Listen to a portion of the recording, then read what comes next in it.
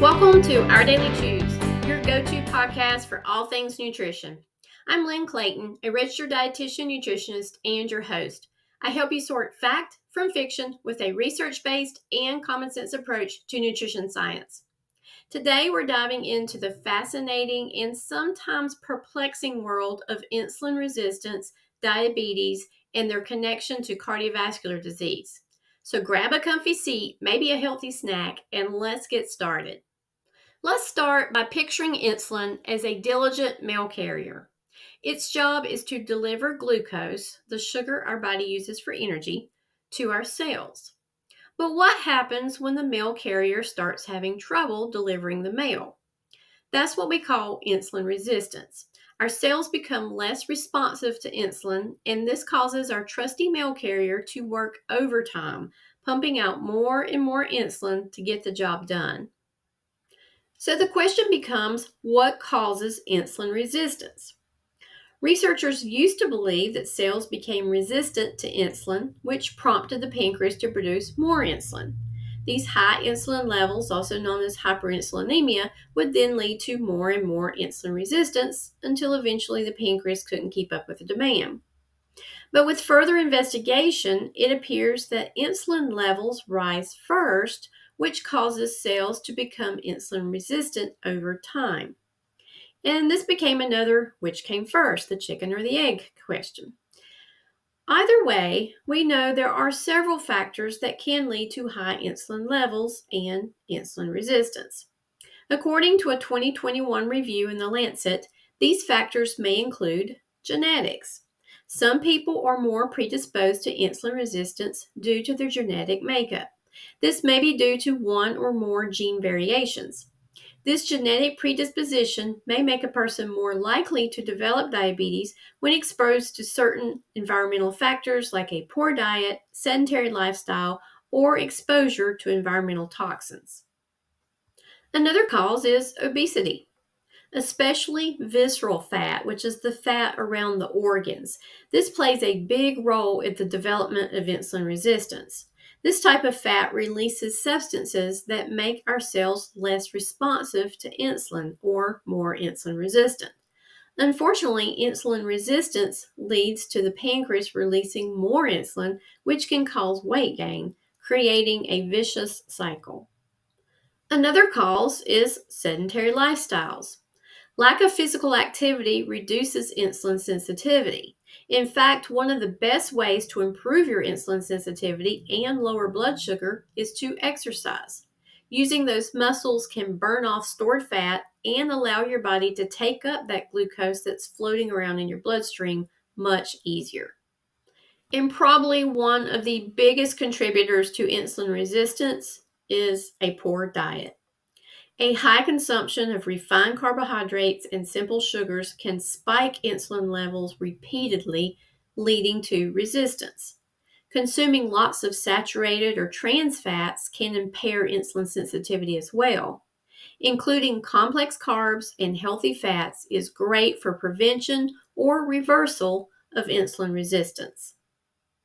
Another cause is chronic inflammation.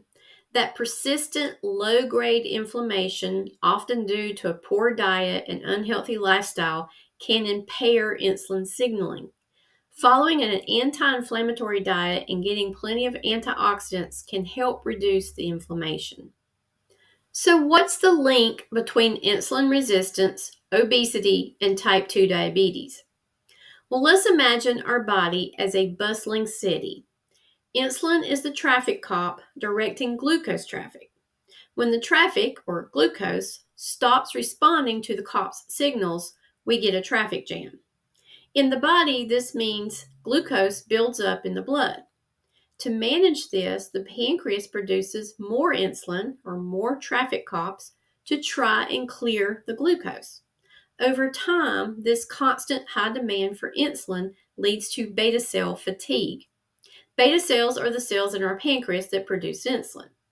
When the pancreas can no longer keep up with the demand, glucose levels stay high and type 2 diabetes develops. Research from the Journal of Clinical Investigation explains that insulin resistance causes higher levels of circulating insulin, which in turn promotes fat storage, particularly in the abdominal area. This creates a vicious cycle. Increased fat leads to greater insulin resistance, perpetuating the problem. Now let's shift gears to the heart. Insulin resistance doesn't just stop at diabetes. It paves the way for cardiovascular disease. Imagine your blood vessels as highways. Insulin resistance leads to high levels of insulin and glucose in the blood, which can damage the endothelial cells lining these highways, making them more prone to atherosclerosis, which is defined as the buildup of plaques in the arteries. The American Heart Association has noted that insulin resistance and the resulting hyperinsulinemia contribute to hypertension, dyslipidemia, which is unhealthy levels of cholesterol and triglycerides in our blood, and inflammation, all of which are major risk factors for heart disease. To put the impact of insulin resistance and the damage it does into perspective, let's look at some numbers.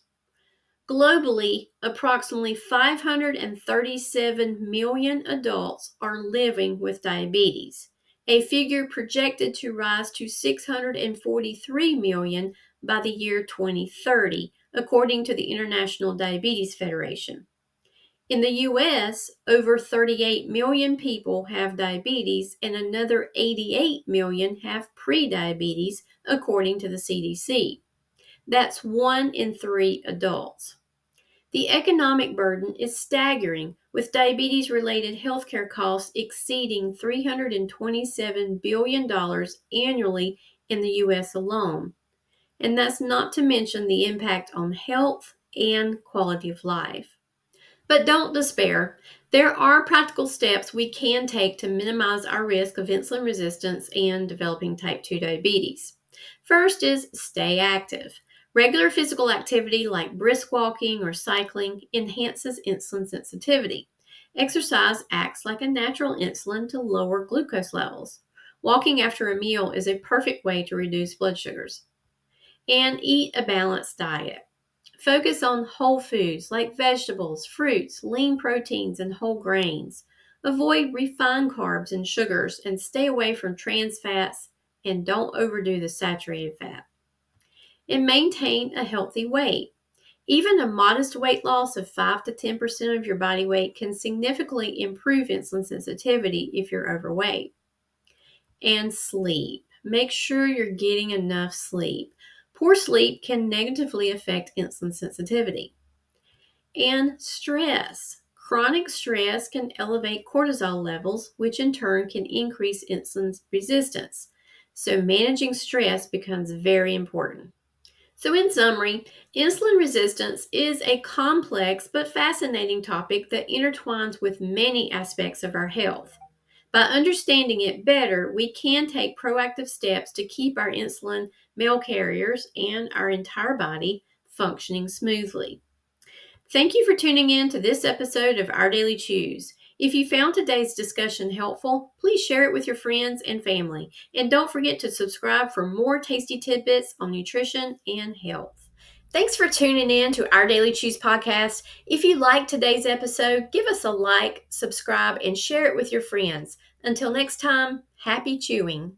This podcast is sponsored by Clayton Nutrition, a private medical nutrition therapy practice offering telehealth services for those needing nutrition therapy to prevent, treat, or manage chronic health issues. Whether it's diabetes, cardiovascular concerns, food allergies, digestive issues, or weight management, we focus on good nutrition for better health. Check out my resources, blog articles, and one-to-one nutrition services at claytonnutrition.com. And Clayton Nutrition is offering Better Diabetes Control, a 6-video module course covering everything you need to know about managing diabetes. Get your diabetes questions answered in this self-paced course. It includes a booklet and resources to guide you. Go to claytonnutrition.com/nutrition-courses to learn more and sign up to get started. Clayton Nutrition also offers an online course called A Better Way to Better Health. This 8-module video course is packed with resources to help you along your weight loss journey. Check it out at claytonnutrition.com/nutrition-courses for more information and to sign up. This podcast is for educational purposes only and is not intended to replace the advice of your healthcare professional. I recommend you seek help from a trained professional who can work with you in your specific situation.